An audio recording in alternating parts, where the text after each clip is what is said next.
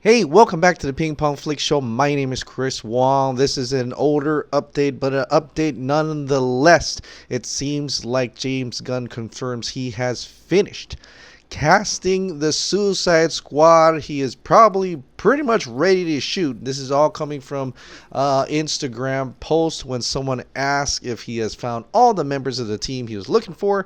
James Gunn merely replies yes, and that is it. So James, it looks like he's getting ready, and after he casted David Dastmalchian as Polka Dot Man, rumored to have John Cena for Peacemaker, Daniela Melchior is rumored for the Rat Catcher, and Idris Elba is still up in the air who he's playing. Could be Bronze Tiger, could be the King Shark, it could be anybody. And also Margot Robbie as Harley Quinn, Jai Courtney as Captain Boomerang, Viola Davis as Amanda Waller, and finally Joel Kinnaman as Flag. So the Suicide Squad is due to hit theaters on August 6th of 2021, and due to start filming by this fall. The next movie, which is a pretty big deal, as this is, Jason Momoa's biggest hit. It made him a superstar. Aquaman.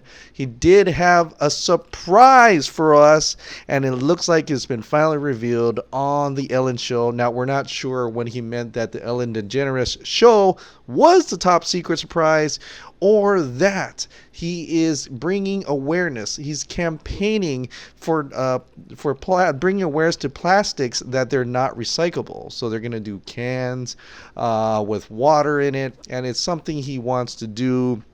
That's why he shaved his beard. So he's bringing awareness to that, and he's able to go on the Ellen Show.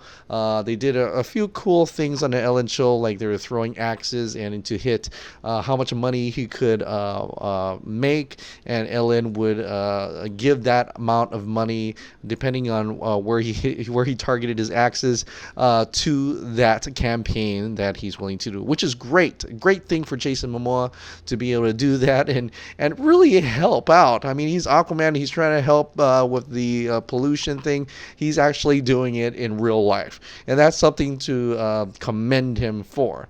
But he did talk about one thing, and that's Aquaman 2. Aquaman 2 is already in development with David Johnson McGoldrick returning to write the script.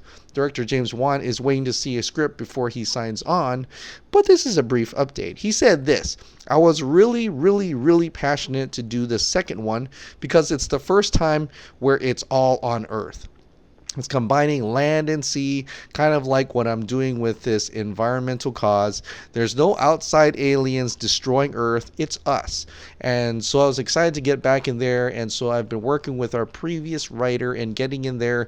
And we've got a locked story and we're getting into it. And I think it's going to be like in 2 years or whatever, the beard will be back by then. So two things there. It's going to be a grounded story in terms of it's going to be on Earth, and it's underwater. Of course it's going to be on Earth, but there's no aliens involved. There's nothing outside. It's still going to be the story of the Atlanteans and possibly the humans and the people, the surface dwellers, and that conflict that they have, which I'm excited for because it could lead way into having those cameos of Batman and Superman if the Atlanteans decide to attack Sydney, Australia. Who knows? I mean, I'm really excited if that actually happens. And if that does, it could really take it to the next level of actually seeing Atlanteans trying to take over the surface dwellers or attacking the surface dwellers. I'm expecting, just like I said in my tidbit video, King Orm and Arthur Curry is going to have that brotherly conflict, perhaps at the expense of Queen Atlanna's death, and that would have to happen to have this type of Thrones of Atlantis story, if you will. And I think that would be an objectively great story, and seeming like it's a locked story. So we'll see pretty soon if it's truly locked. Director James Wan may say, "Yep, I'm doing it," or someone else is going to take that movie spot, and we'll hopefully find out soon. The other thing is the beard will be back. So there were some rumors back then that he was going to chop off his hair and shave his beard to make it look like the Aquaman you see in the comic books, where it's the blonde hair and it's just no mustache or beard. But it doesn't look like the case. I think he has created this character's look, and that character's look is loved by many, 1.1 billion many. So they're definitely going to bring that look back of him, and this time we'll see a lot more in that classic costume that he had, being Aquaman in the sequel, which is really exciting, but we won't be able to see it in a couple years from now. So that is great. That's great to see that it's going out really well. Great to see that Jason Momoa is being very active in terms of changing the environment, and in his campaign. I wish the best of luck to him. Now, the other day was Henry Cavill's birthday, and it was on a Sunday, and it seems like Warner Brothers didn't really want to wish him a happy birthday, except for like Warner Brothers India. Sci-Fi actually wished him a happy birthday, so it's kind of strange that Warner Brothers didn't do that. But at least one person did, and it was Zack Snyder. He released this little film strip of what appears to be Superman, not Man of Steel Superman. A lot of people were wondering if it was Justice League, but no, Zack Snyder did respond, and that it was from a scene from Batman v Superman.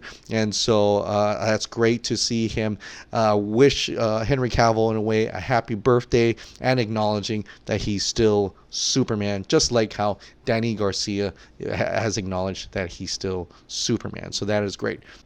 The other thing I want to mention about Zack Snyder, he did comment on one picture when this picture on Vero went out of the ending scene of Cyborg getting his new armor. They were wondering, into Zack Snyder, rewatching this image through the net, a doubt hit me. Is this what you planned for Cyborg's final look on the movie Justice League? And in this case, Zack Snyder said, no, that's not mine. So that appears to be, if you can look at the entire movie, look at the end, you can chalk that one off as being a non-Zack Snyder, non-Snyder Cut scene. You can definitely check mark that off, and which is unfortunate. That means there's more things in that movie. They're not Zack Snyder's, and Zack Snyder's film is slowly turning into a different movie altogether, like we already knew. I mean, there's 3.5 hours long of it, and just like Fiona Zheng, who is back in the movement, and it's exciting. She's the one who really started this whole For Snyder Cut movement, at least in a general gigantic way, with the website and everything, and kind of shepherding us through different campaigns. She had said probably one of the first ones who was 100% sure that there was a Zack Snyder Cut out there, and that was a long time ago, in like 2017. So it's great to see her back.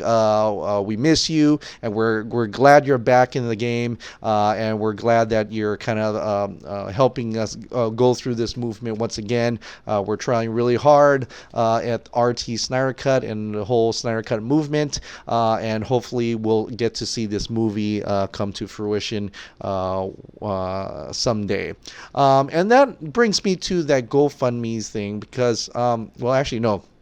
That brings me to certain things that are happening right now in the world of the Snyder Cut movement, and it can be a little bit disconcerting, because, like, I don't know if I should really talk about this yet. I am going to check in with a person of mine who I want to talk to him first and make sure if I should say this or not.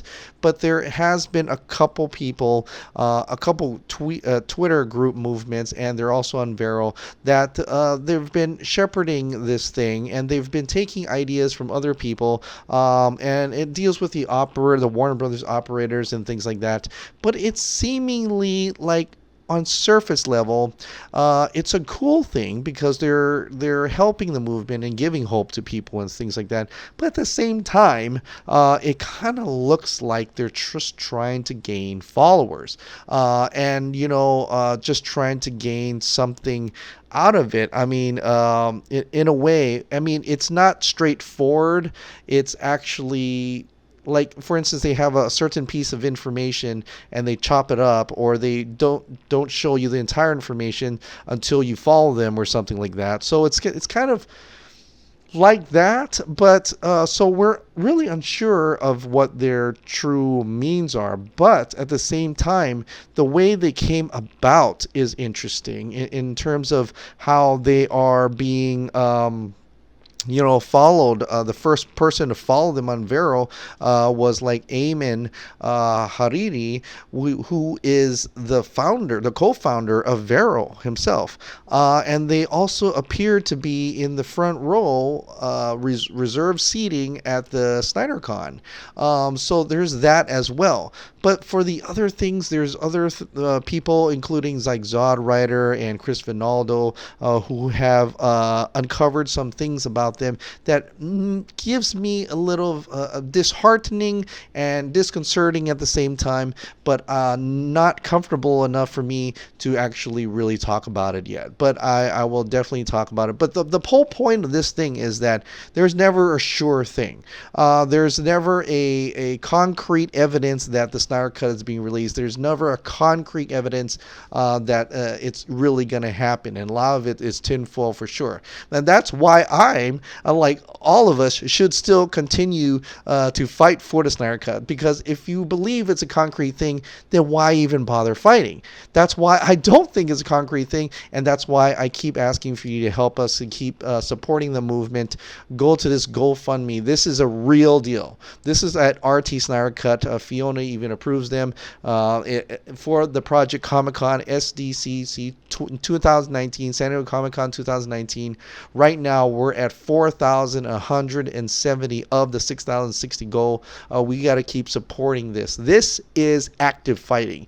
This is going out, doing the work, supporting the cause, supporting the movement, and with no expectation that's it's gonna get released or even announced at San Diego Comic-Con. None of that.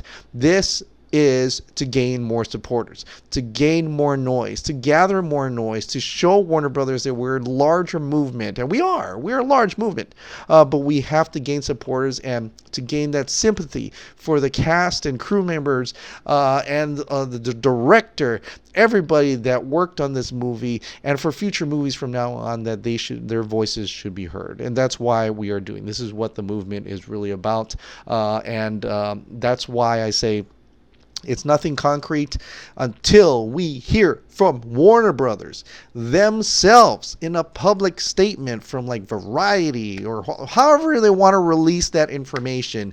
It is up to them. Like Zack Snyder said, it is up to them. We are making an impression, and let's continue making that impression. So that is it for tonight. Well, thank you so much for subscribing. Thank you so much for watching. I'll see you next time.